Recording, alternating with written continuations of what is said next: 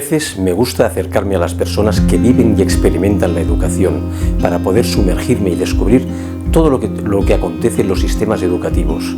Soy Rafael Campaña y esto es Un Mundo y la Educación.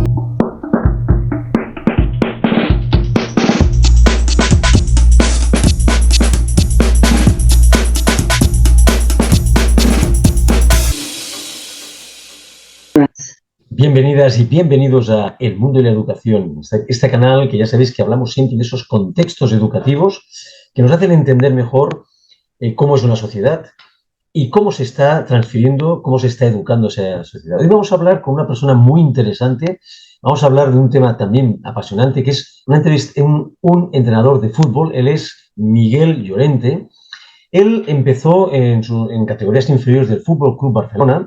Posteriormente pasó al Deportivo de La Coruña como primer entrenador y la última temporada estuvo en el Castellón como entrenador de fútbol.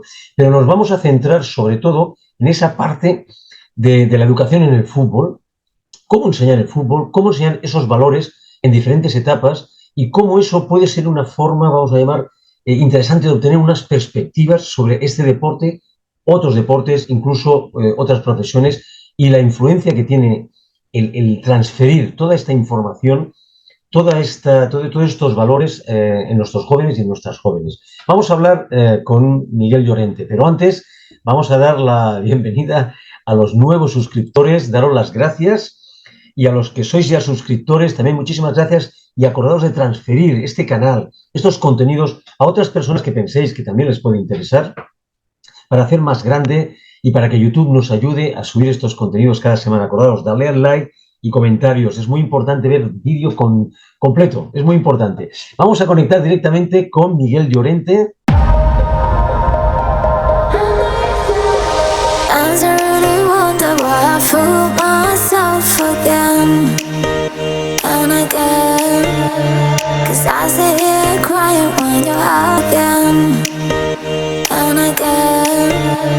Cause I sit here crying when you're out with someone else. And I want you here with me when it's 3 a.m.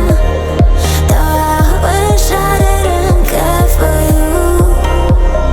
Though I wish I didn't care for you.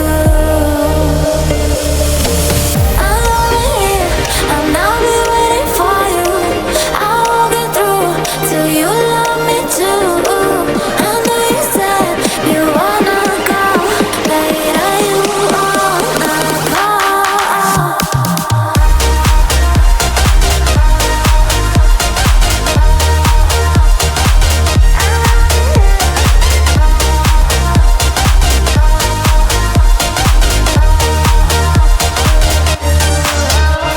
And when you're coming back, I'll be holding you in my arms again. 'Cause I feel more alive whenever you are close to me. And I want you here with me when it's 3 a.m. Though I wish I didn't care for you. Though I wish I didn't care for you. I'm over here, I'm now be waiting for you. I won't get through till you love me too. I know you said you wanna go, later you wanna go.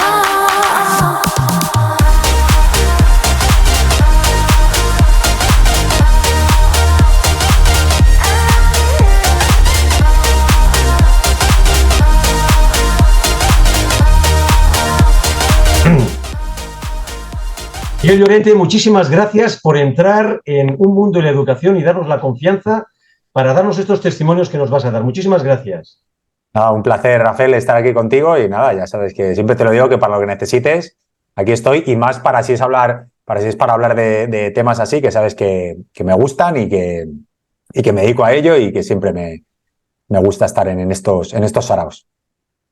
Pues perfecto, vamos a empezar con la primera pregunta que creo que va a ser una introducción muy interesante. Bajo tu punto de vista, ¿cuál es la importancia de enseñar valores como el trabajo en equipo, por ejemplo, el respeto, la disciplina, a través del fútbol en estas etapas formativas en las que tú has trabajado muchos años? Mira, Rafael, ahí posiblemente tenga una opinión, no sé si diferente, bueno, sí sé si diferente, creo que es diferente a lo que se pueda escuchar habitualmente, ¿no? Y es que al final creo que dentro de lo que es el modelo de juego, al final dentro de la idea que tenemos del juego, deberían ir implícitos esos valores. No acabo de creer o no acabo de confiar en educar en valores aparte del juego, ¿no? O sea, entrenamos y además establecemos unos valores que sea darnos la mano al final del partido. Me parece buena idea, creo que es acertado y todo lo que sea, bueno, todo lo que aporte a una buena educación y a un buen comportamiento dentro del campo y fuera del campo, soy absolutamente defensor, pero creo que esos valores reales, creo que para que un valor sea valor tiene que costar un poquito de hacer, ¿no? Entonces, creo que donde más cuesta es en el juego, ¿no? Sobre todo con tu equipo, ¿no? O sea, valores como la cooperación, como el compañerismo, obviamente el ser más solidario, el ser más altruista, el no pensar únicamente en ti y pensar en los compañeros. Creo que esos son valores que realmente, si se dan en el equipo, se ven en el juego y son los que al final te acaban marcando y te acaba llevando después de compartir tantos días, tantos entrenos, tantos partidos y tantas horas de vestuario en un equipo. Y tú, Miguel, ¿cómo adaptas, cuál es tu enfoque de enseñanza según la edad y el nivel de habilidad de los jugadores o jugadoras de los equipos juveniles y infantiles también, ¿no? O sea, ¿cómo adaptas? ¿Qué enfoque tienes? A ver, sí que es verdad que yo, obviamente, por la trayectoria que he tenido, en los clubes que he estado, pues digamos que el nivel ya venía un poco dado, ¿no? O sea, al final, en el Fútbol Club Barcelona, más o menos van a estar los mejores o las mejores, por lo tanto, ese problema no se da tanto, pero sí que se da un problema, que es que dentro de ser las mejores o los mejores, hay distintos niveles, ¿no? Entonces, yo creo que ahí, cuando hay esos distintos niveles, tienes que tener muy claro, tú ya sabes que yo soy un seguidor máximo y creyente máximo en esa relación personal con el jugador y la jugadora por encima de la relación deportiva, ¿no? Entonces, sí que es verdad que si encuentras esas mini diferencias de nivel, porque son minis, pero si las encuentras tienes que tener un acompañamiento más cercano o más exhaustivo hacia esos jugadores o jugadoras que quizás estén un pelín por debajo del nivel y que se vean un poco relegados a un papel más secundario dentro del equipo, ¿no? Entonces, bueno, yo siempre en las formaciones que hago y en el canal siempre hablo de lo mismo, ¿no? De esas conversaciones que hay que saber cómo tenerlas. Tú y yo lo sabemos porque nos hemos formado, pero la mayoría de los entrenadores no lo saben y creo que deberíamos ayudarles a tenerlas y a un poco al arte de esa conversación, ¿no? Yo creo que cuando hay una conversación sincera, honesta, de cara a cara y donde dices las cosas tal y como las sientes, aunque a veces puedan resultar incómodas, porque al final todo el mundo quiere jugar y todo el mundo se quiere sentir partícipe de un grupo, pues yo creo que cuando el jugador o la jugadora ve que hay honestidad por tu parte, más no puede hacer. Yo parto de la base de que todos hacen lo que pueden por jugar, pero sí que es verdad que no todos pueden. Entonces yo creo que con una conversación o una serie de conversaciones y un acompañamiento haces que esa situación sea un poco más llevadera pese a no ser la ideal para él o para ella. Miguel, bajo tu punto de vista, ¿cuáles son las diferencias claves, significativas en la enseñanza del fútbol en las categorías infantiles, juveniles, bueno, y también en el fútbol adulto, digamos, ¿no? Senior. Hombre, a ver, la principal diferencia y gigante diferencia es que en el deporte profesional solo vale el resultado, ¿no? Entonces, creo que era Marcelo Bielsa, ¿no? Que hablaba de esos atajos a la hora de conseguir esos resultados, que no vale cualquier cosa, pero sí que es verdad que ese proceso de formación barra competición lo tienes que acelerar en depende de qué puntos, porque no tienes todo el tiempo que te gustaría para formar, ¿no? Entonces, para mí la diferencia clave es eso, ¿no? Que en el deporte de alto rendimiento tienes que ganar sí o sí, prácticamente la mayoría de los clubes y de directores deportivos les da lo mismo como lo hagas. Y en el deporte formativo lo que tienes que hacer es formar, ¿no? Hemos hablado de los valores, lo que tienes que hacer es que esos jugadores y esas jugadoras, a la vez que crecen como jugadores y como futbolistas y como deportistas, crezcan como personas. Pero sí que es verdad que tienes más tiempo. Por lo tanto, puedes dedicarle, pues eso, más energía a ese proceso que es el entrenamiento, que en el fútbol de alto rendimiento no tienes. Claro, por eso se llaman etapas de formación, es verdad, es cierto. Exactamente. La siguiente pregunta, Miguel, es ¿tú cómo fomentas todo este tema de la inclusión y la diversidad en tus equipos de fútbol? ¿Y cuál es tu enfoque de entrenamiento? O sea, ¿cómo enfocar los entrenamientos respecto a estos aspectos de inclusión y diversidad? Sería esta la pregunta. Pues mira, esto te vuelvo un poco a la respuesta de la primera pregunta, ¿no? Creo que se tiende en el deporte en general a diferenciar entre el modelo de juego y lo demás, ¿no? La táctica, la técnica y la preparación física y lo demás, que muchas veces no se sabe ni definir ese lo demás, ¿no? Entonces, ese lo demás son las habilidades interpersonales que tiene el entrenador con el equipo, ¿no? Y esas habilidades interpersonales, ese autoconocimiento del entrenador, vuelvo a repetir, es el que te va a dar el modelo de juego. O sea, al final el modelo de juego que todos los entrenadores tenemos es el resultado de nuestras creencias limitantes, creencias potenciadoras, miedos, fortalezas, áreas de mejora, referentes.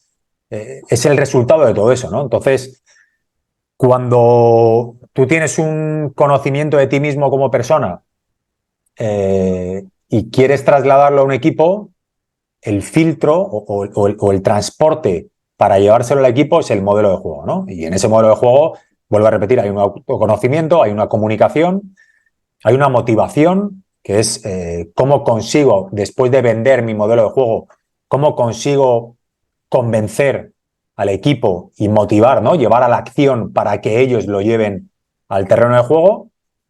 Y luego, además, hay un apartado de productividad, ¿no? Cómo me manejo yo en el entorno del entrenador para explicar qué soy yo y qué es mi equipo, ¿no? A lo que veo es que esa inclusión está dentro desde el punto uno, o sea, viene desde el punto uno, ¿no? Que es para mí incluir a alguien, cómo es incluirlo, si hace falta incluirlo o no, qué problemas puede tener a la hora de incluirlo, y en ese momento lo vuelcas todo al modelo de juego. Entonces, si tú en el modelo de juego haces distinciones, esa inclusión no se va a dar, pero si tú en el modelo de juego todas las tareas que realizas forman parte o parten de la base de la cooperación, parten de la base de que todos tienen un nivel parecido, parten de la base de que todos tienen que participar con 1 o 2 contactos para que el balón vaya rápido, por ejemplo, y que da lo mismo que llega al lateral derecho o al extremo izquierdo, sino que todos en cooperación y en un estado de gregario, que es el ser humano, consiguen alcanzar el objetivo, ya estás integrando a todo el perfil de jugadores, ¿no? Porque tu modelo de juego está diciendo que se basa en la cooperación y en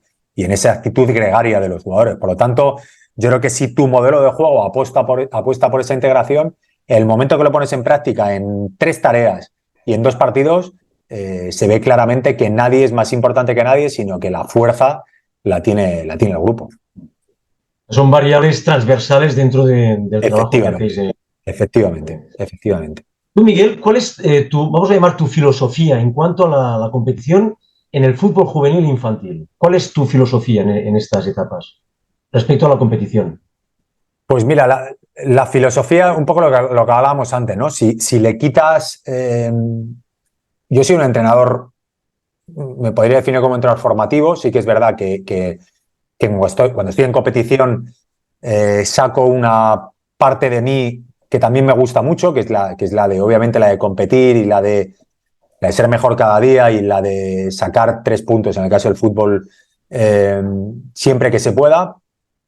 Pero hay una paciencia y hay una calma y hay un tiempo y hay una manera artesanal de entrenar que se da en esas etapas formativas, ¿no? Juvenil, infantil, cadete, ¿no? Estaría en esas edades que principalmente para empezar, tienes toda la semana para entrenar, ¿no? Entonces, ahí hay un proceso formativo muy importante donde tienes tiempo para verte a ti mismo cómo haces las cosas, a verte a ti mismo como equipo, tienes tiempo para ver al rival, tienes tiempo para...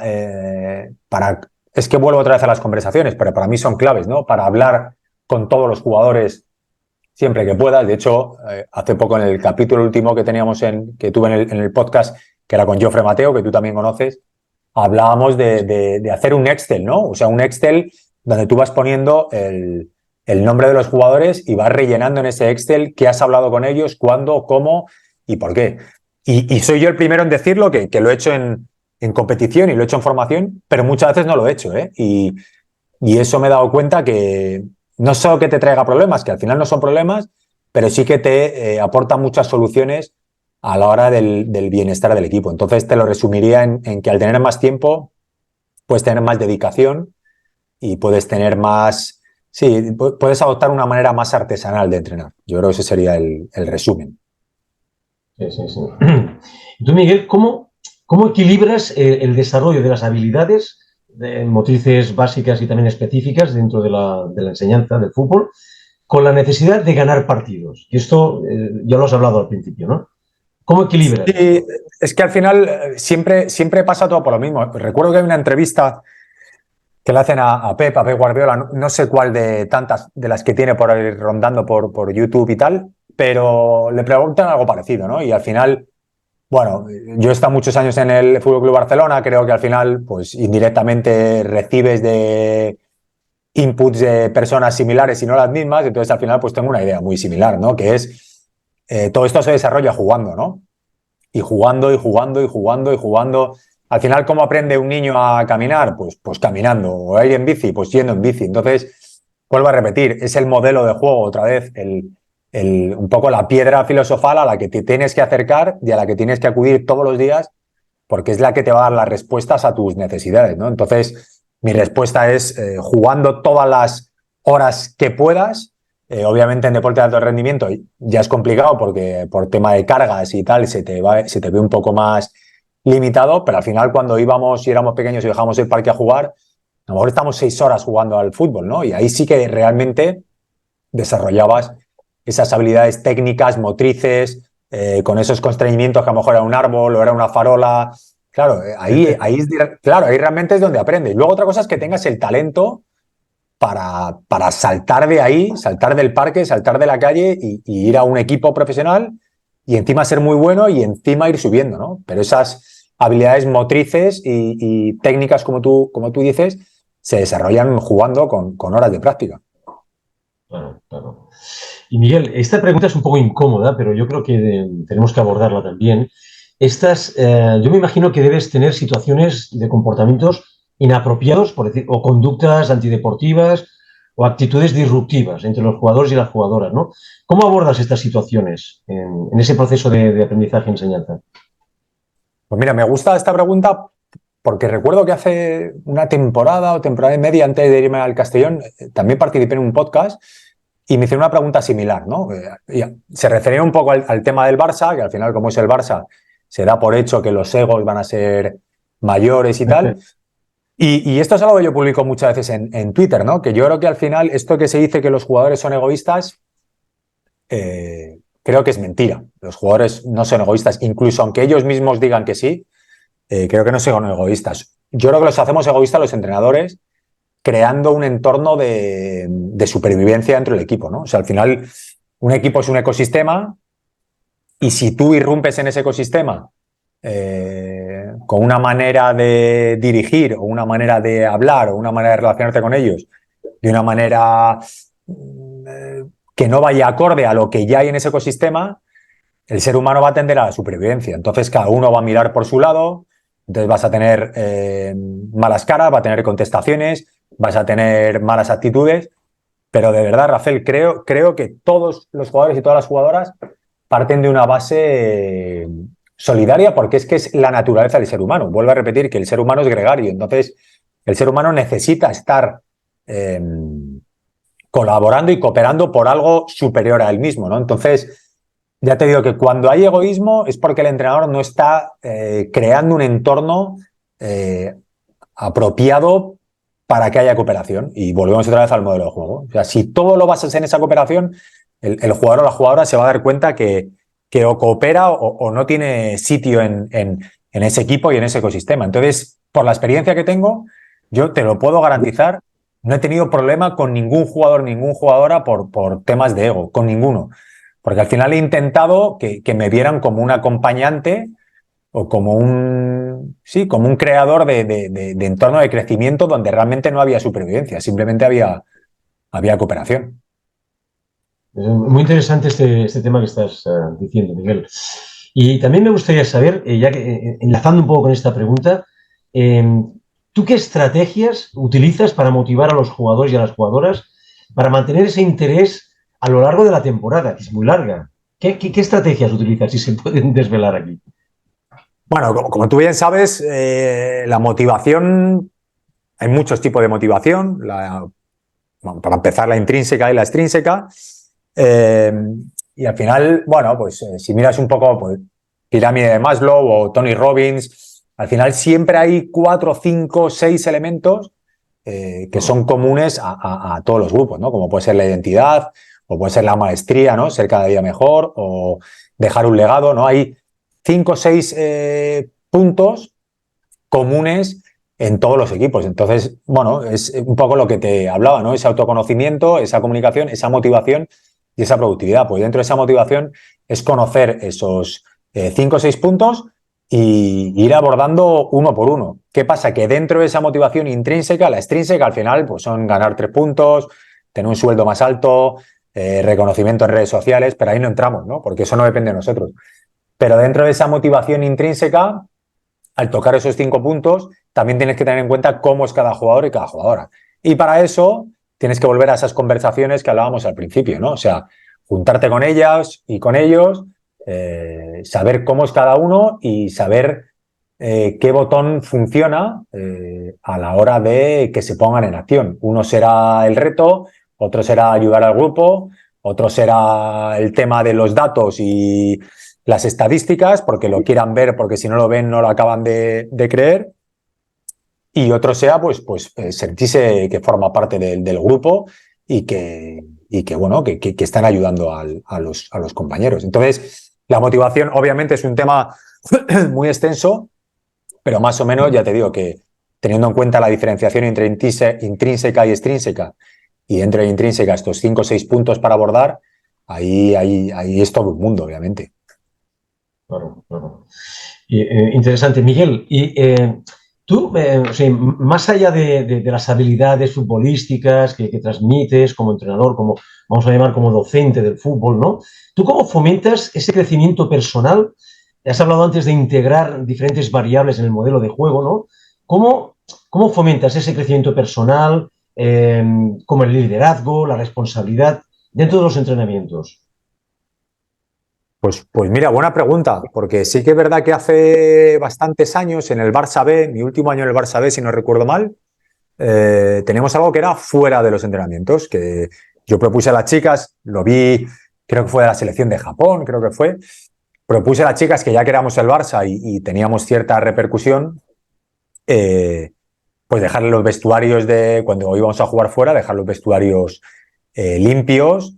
Y bueno, si podíamos dejar una nota dando las gracias a la mujer de la limpieza o al hombre de la limpieza que allí fuera luego, pues eso que nos llevamos, ¿no? Entonces, bueno, sí que funcionó en algún momento porque se publicó en redes sociales de algún club y yo creo que a raíz de ahí, pues alguien más lo hizo, ¿no? Entonces, pues a mí me interesaba pues crear una manera de hacer las cosas que yo siempre que veía los vestuarios como lo dejaban los equipos decía, madre mía, no cuesta nada entre todos recogerlo. Y creo que era buena idea, que luego lo hicimos también en el Deportivo de La Coruña y ya dejábamos un cartelito, bueno, y esto era fuera del terreno de juego. Y dentro del terreno de juego, pues es que al final vuelvo un poco a lo mismo, soy muy pesado, pero tengo 4 cosas, pero esas 4 cosas engloban todo. Ese modelo de juego, ¿qué te puedo decir? Pues por ejemplo, si conseguimos que todo el equipo...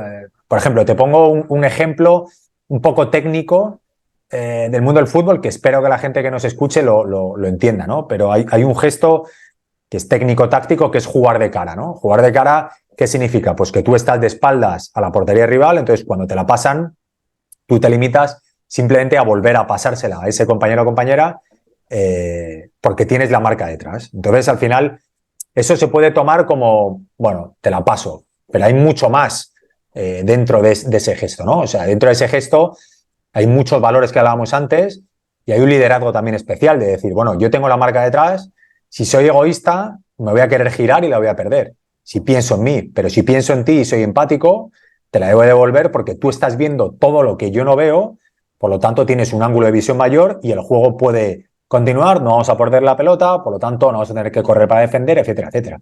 Entonces, son valores que dentro de esos 8 o 10 conceptos que yo manejo dentro del modelo de juego, van intrínsecos dentro de esos conceptos, pero porque van inherentes a la naturaleza del ser humano. Entonces, cuando atentas a esa naturaleza del ser humano, es cuando el jugador se aburre, cuando el jugador no entiende, cuando el jugador desconecta, cuando el jugador no rinde. Pero si conectas con esa naturaleza, el juego sale solo, creo. Bueno, creo no, estoy seguro, pero es mi opinión. No. Muy interesante. Y tú, Miguel, ¿cuáles son, no sé si puedes enumerar, los desafíos más, vamos a llamar, más comunes o que se han repetido más, en los que tú enfrentas y te has enfrentado en el fútbol, en los jóvenes y en las jóvenes, ¿no? O sea, ¿cómo los superas, de alguna manera, esos desafíos? ¿Desafíos que tienen ellos o que tengo yo? Lo que tú te has encontrado más comunes a la hora de enseñar en estas etapas de formación y cómo los superas. Esa es buena pregunta, ¿no? No te sabría decir. Al final, sí, o sea, por ejemplo, el tema de la confianza es un básico en algunos jugadores, ¿no? O sea, yo recuerdo una jugadora que fiché para el Barça B que vino muy pequeña de confianza, ¿no? Vino diciendo, bueno, ¿para qué me has traído? Si yo no creo que pueda tener el nivel de estar aquí. Le dije, tú tranquila que si estás aquí es por algo. Y hoy, pues te podría decir que ha participado en el Mundial. O sea, imagínate la idea, ¿no? Y ella, pese a ser una muy buena jugadora, pues bueno, no tenía esa confianza de decir, joder, ¿qué hago yo en el Barça, no? Y ya te digo que ahora ha terminado ahí. El tema del ego, ya te digo que podría ser un desafío que yo creo que otros compañeros se han encontrado, pero yo por suerte no me he encontrado por eso mismo, porque yo creo que la gestión del vestuario es de una manera y evitas esos problemas. ¿Y qué más te diría? Pues el tema de la competitividad, que también va dentro del ego, pero vuelvo a repetir que si tratas a ese ecosistema con igualdad, tarda un tiempo, ¿eh? Otro desafío también sería el tiempo, ¿no? O sea, que ese modelo de juego, que es un punto diferente, porque ahonda un poco en las necesidades humanas, cuesta un poco de entender y más depende de qué edades. Pero cuando lo han entendido, lo han comprado, porque al final todo el mundo se sentía multiplicado en su rendimiento y entonces, pues bueno, no me da problema. Te diría que el principal problema yo creo es la confianza. Y esa confianza viene porque, bueno, como tú bien sabes, todos tenemos creencias limitantes, los entrenadores no saben o no sabemos desmontarlas y entonces, pues bueno, todos tenemos nuestras taras, todos tenemos nuestras batallas interiores y necesitamos a alguien que nos eche un cable a resolverlas y habitualmente no lo tenemos. Entonces, pues cada uno y cada una vienen con su mochila de años atrás jugando y bueno, desenmascarar todo eso y quitar un poco de barro todo eso para que el jugador o la jugadora rinda al máximo nivel, pues es complicado. Yo creo que sería un poco el desafío mayor que me he encontrado. Fíjate que esto es una variable transversal en todos los ámbitos de la educación, de Efectivamente, todos claro. los aspectos. La autoconfianza es un catapultador, eso está claro. Claro. Miguel, tú, bajo tu experiencia y formación como entrenador, ¿tú qué consejos o recomendaciones podrías darle a otros entrenadores o entrenadoras, profesores de fútbol, que quisieran enfocarse en la educación y los valores del deporte? Que se formen. Claro, es que yo creo que damos por hecho. El otro día mandaba un email a newsletter donde hablaba de Luis Enrique, ¿no? Y yo recuerdo una vez que me pude juntar con él,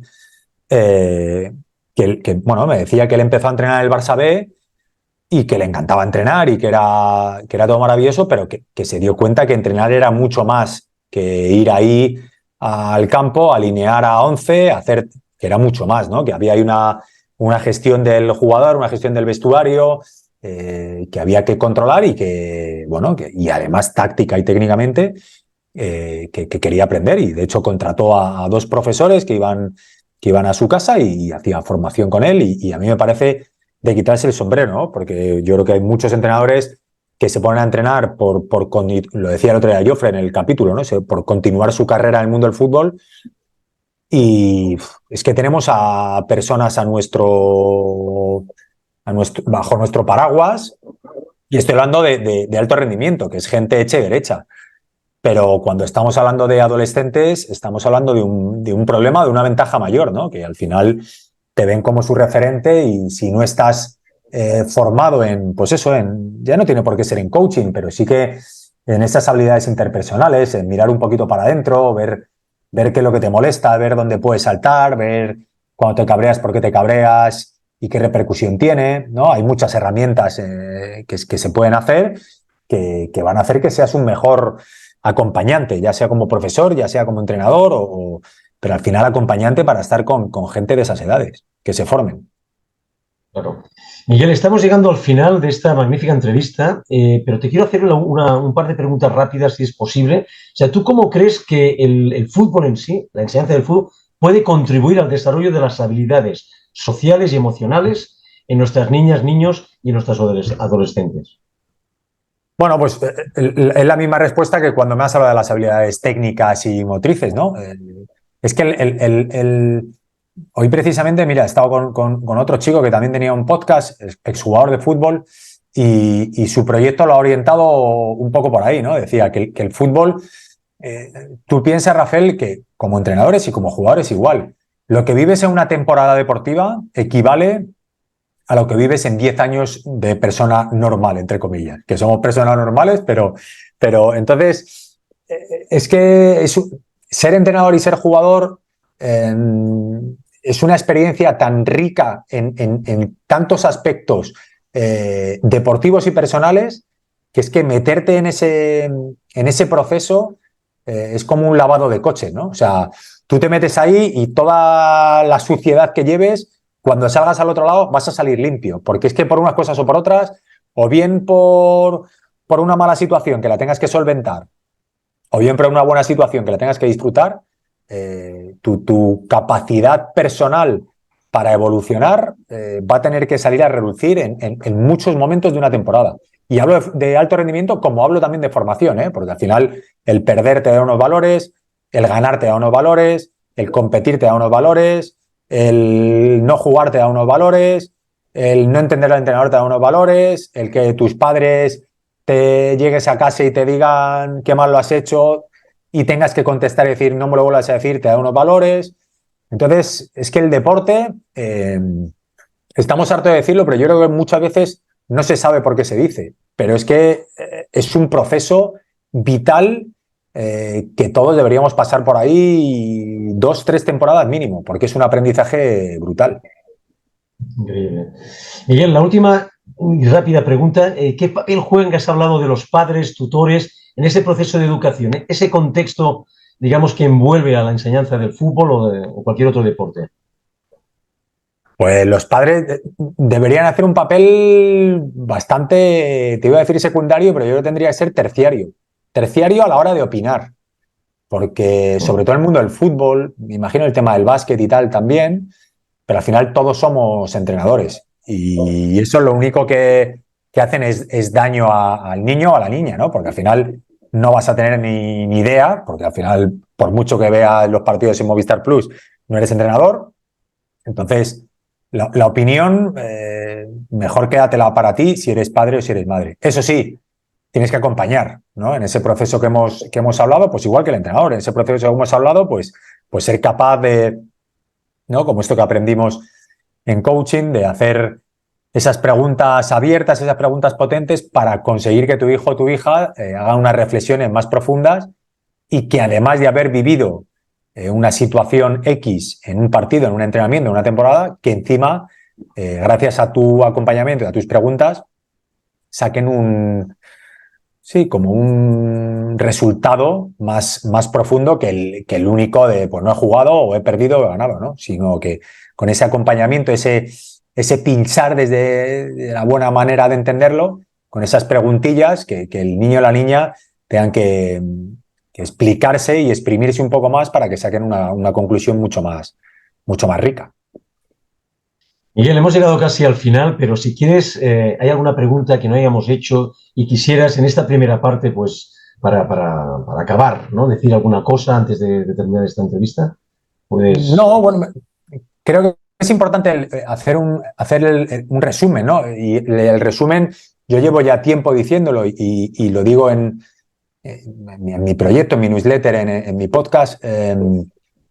El tema del modelo de juego es el resultado de 4 puntos clave, que es autoconocimiento, comunicación, motivación y productividad. Entonces, mientras no sepamos eso, cuando hablo de modelo de juego, hablo de plan de estudios. Posiblemente sea algo similar en un profesor, ¿no? O sea, yo quiero enseñar algo de una manera, pero ¿cómo voy a enseñar algo de esa manera si no sé ni yo mismo en lo que soy fuerte o en lo que no, o en lo que me da miedo o lo que no, o si soy capaz de hablar en público o no, o si manejo las redes sociales y las puedo utilizar o no? Entonces, autoconocimiento, clave, paso número 1.